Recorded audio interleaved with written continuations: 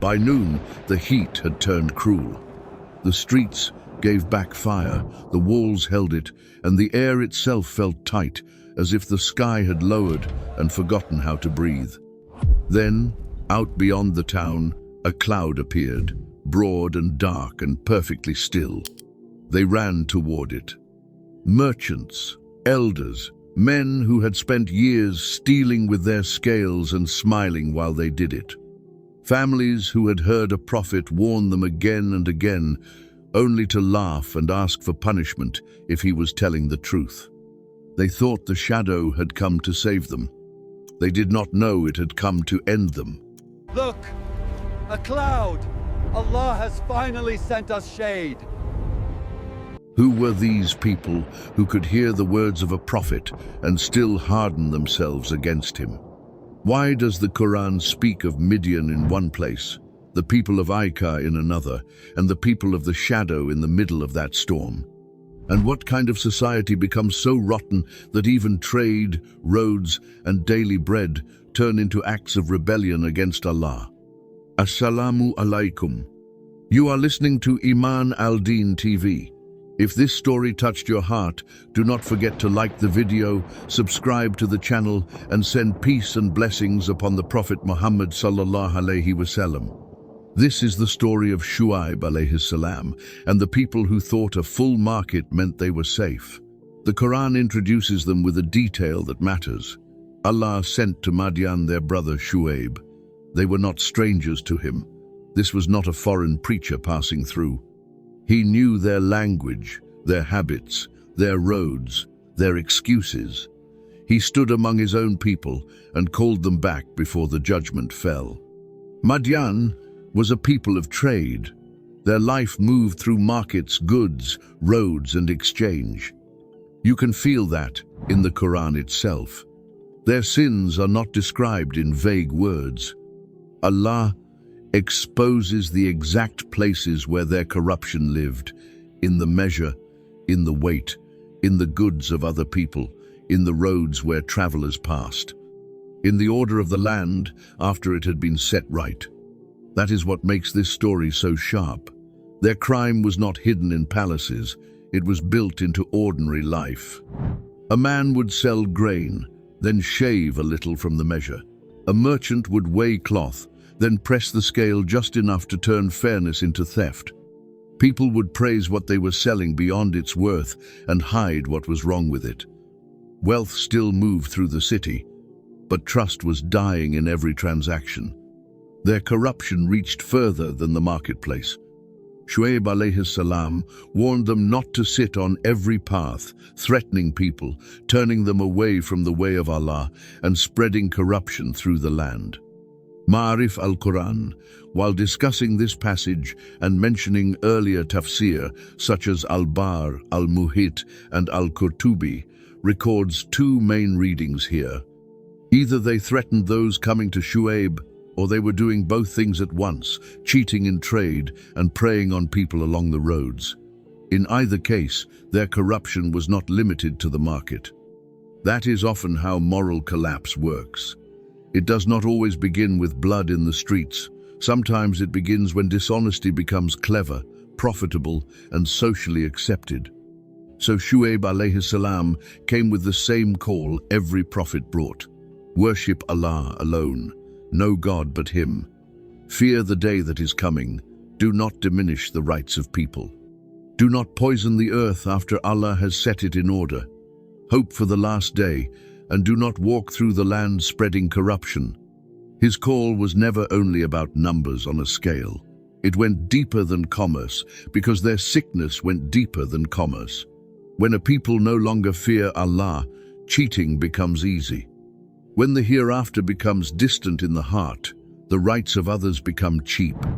Their broken market was only one symptom. The deeper disease was rebellion against their Lord.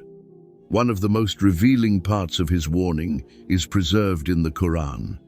He said to them, "I see you in prosperity now, but I fear for you the punishment of an overwhelming day." They had wealth, they had movement, they had the appearance of stability. Their shops were open, their roads were busy, their tables were full. From the outside, it looked like life was working. No wonder they felt insulted by the warning. What danger are you talking about? They must have thought. Look around us. We are not starving. We are not broken. Business is moving. The town stands. Why should we listen to a man who tells us judgment is close when the sun still rises over our market every morning? Prophets do not read a people by their prophets. They read them by truth. Shuayb, عليه السلام, was not dazzled by the health of their trade because he could see the rot underneath it. A city can look strong while its soul is collapsing. A society can count wealth while it is already spending its last moral breath. His message was spiritual and social at the same time. Worship Allah. Give full measure. Give full weight. Do not defraud people. Do not spread corruption. Do not threaten people on the roads. Do not twist the path of Allah. In this story, tawhid and justice walk together. Faith in Allah and honesty with people belong in the same sentence. The people of Midian did not want that kind of religion. A religion that stayed in private ritual would have bothered them less. A religion that lived in the masjid but stayed out of the market would have been easier to tolerate. But Shuayb alayhi salam came with revelation that stepped into buying and selling, into public dealings, into profit, into power. He came with a message that exposed them in the very places where they felt most secure. So their answer was not simple disbelief. It was mockery, pressure, and threat. In one place, the Qur'an shows the elite of his people speaking with cold clarity. If you follow Shu'aib, they said, you will surely be losers. In another place, they threatened him and the believers with expulsion. We will drive you out of our town, they said, unless you return to our religion. That answer tells you how twisted the society had become. The Prophet calls them back to Allah. He warns them against theft, corruption, and wrongdoing. He asks them to stop abusing people. Instead of repenting, they answered with exile. Power hates being corrected, especially when it has learned to call its corruption normal. Then comes one of the most human moments in the whole story. They said to him, "Does your prayer command you that we should leave what our fathers worshipped or stop doing whatever we want with our wealth?" That line reveals almost everything.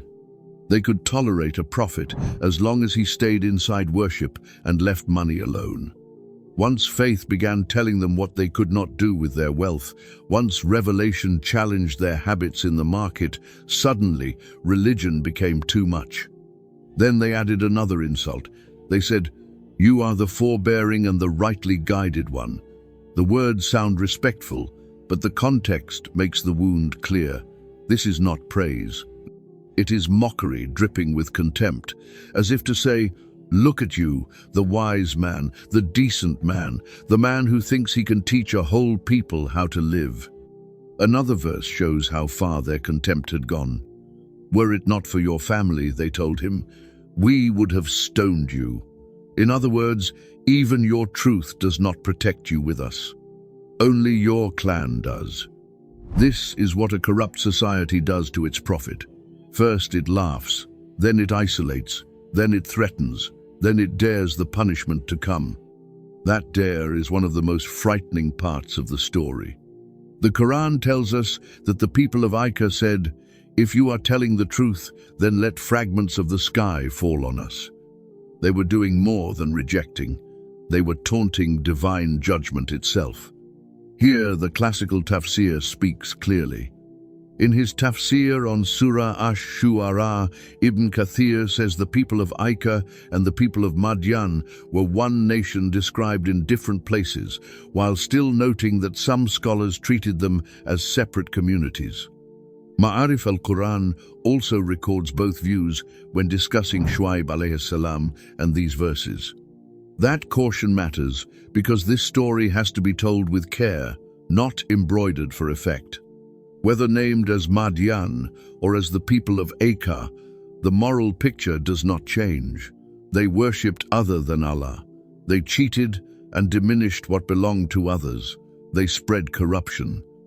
They used public space for intimidation. They resisted truth when it touched their interests.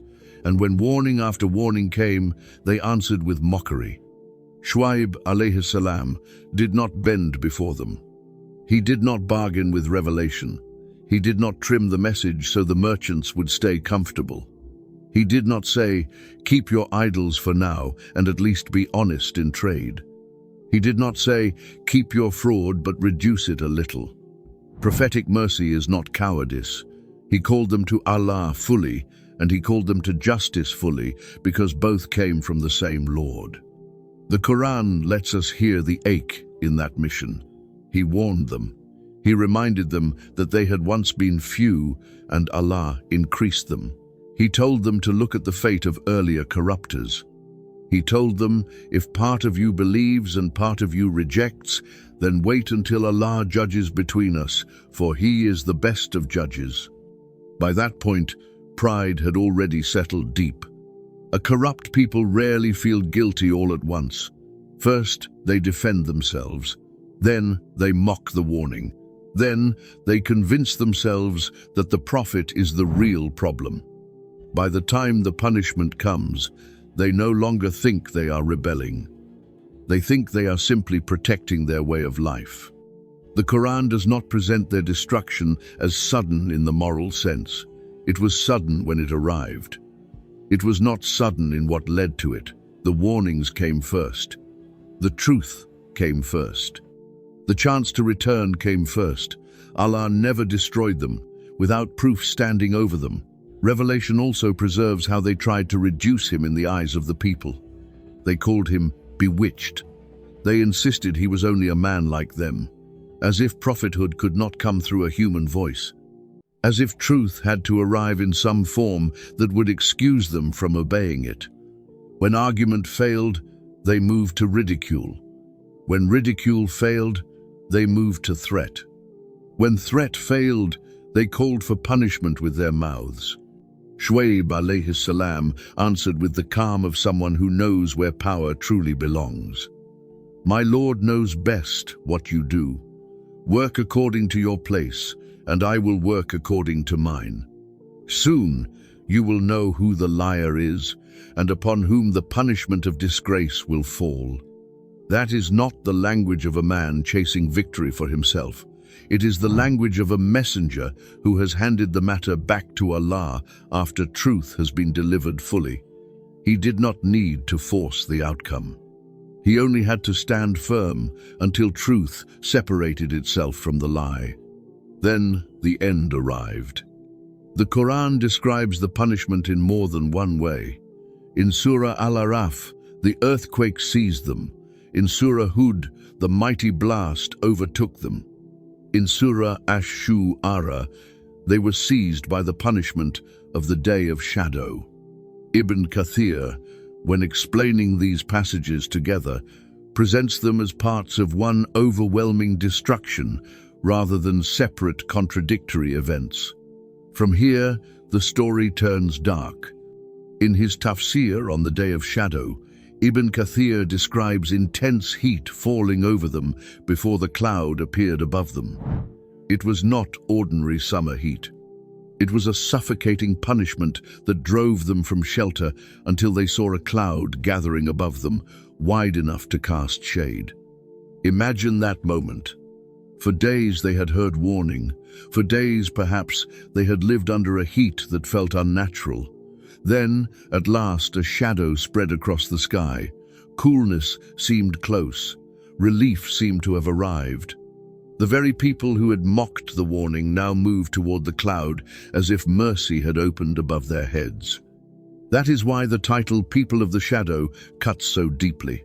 They ran to what looked like refuge and found judgment waiting inside it. Ibn Kathir brings the scene together in his tafsir on Surah Ash-Shu'ara. They gathered beneath the cloud, and what followed was not relief but destruction. The punishment reached them completely. Their strength did not hold. Their market did not save them. Their roads did not save them. Their numbers did not save them. Their leaders did not save them. By morning, The people who had boasted in their prosperity were lying lifeless in their own dwellings, as if they had never flourished there at all. That Quranic image is devastating, as if they had never prospered there in the first place. Read that slowly. The shops, the wealth, the movement, the social weight, the confidence, the threats, the laughter, all of it gone so completely that the land itself looked as if it had denied they were ever powerful. That is one of the hardest lessons in the story. Wealth can create the illusion of permanence. Success can make people think they are untouchable. A loud society can mistake its own motion for security. But when Allah removes blessing, even yesterday can begin to look unreal. And what of Shu'aib, alayhi salam? The Qur'an shows him turning away after the destruction with words that carry both grief and truth. O my people, I certainly delivered to you the messages of my Lord and gave you sincere advice, so how could I grieve for a disbelieving people? There is sorrow in that, but there is also finality. He had warned them honestly. He had not hidden the truth. He had not deceived them. He had not benefited from their ruin. He wanted their salvation before he witnessed their destruction. That is the mercy of a prophet. He stands in the line of danger for his people before the punishment falls. This is why the story should never be told as if it is only about a strange ancient tribe crushed by a dramatic punishment. The Qur'an preserves it because its pattern keeps returning. When worship is corrupted, dealings are corrupted. When dealings are corrupted, trust is corrupted. When trust is corrupted, society begins to decay while still pretending to function. A people can keep counting money long after they have stopped counting right and wrong. The people of Midian are remembered because they were prosperous and still corrupt. They are remembered because they used intelligence to justify dishonesty. They are remembered because a prophet stood among them and they still chose mockery over repentance. The shadow itself remains one of the most terrifying images in Quranic storytelling. They asked for proof. They dared punishment to come. When it came, it did not arrive wearing the shape they feared. It came wearing the shape they wanted, the promise of shade, relief, and a place to gather. That is how complete divine judgment can be. The thing a people run toward with confidence may already be carrying the decree against them. So when the Qur'an tells this story, it is not asking us only to shiver at the end. It is asking us to examine the beginning. Where does corruption first enter a people? Where do they start normalizing theft? When does faith become acceptable only as long as it stays away from money, influence, and public life? When does religion get praised in speech but mocked the moment it interferes with profit? That is where Midian begins to live again. Some stories in the Qur'an strike through armies and kings. This one strikes through scales, contracts, roads, and daily transactions. It reaches into ordinary life and says clearly that Allah sees what people do with power when nobody else stops them. He sees the grain shaved from a measure. He sees the lie used to move a product. He sees the threat placed on a road. He sees the heart that mocks revelation because it fears losing advantage. And he sent Shuayb alayhi salam to confront all of it through revelation. For that reason, this story still feels so close. It is about belief, yes. It is about punishment, yes. But it is also about what happens when a society learns to sin in broad daylight and call it business. The people of Midian, the people of the thicket, the people of the shadow, however the descriptions are read in detail, remain a warning written in fire across the Qur'an. A people can stand in prosperity and still be standing at the edge of ruin. A market can look full while a nation empties itself of truth. And when the call of a prophet is laughed away for too long, even the shade of a cloud can become the gate of judgment. May Allah protect us from hearts that grow comfortable with wrongdoing, tongues that defend it, and societies that build success on the rights of others. Jazakum Allahu khairan for listening. Assalamu alaikum.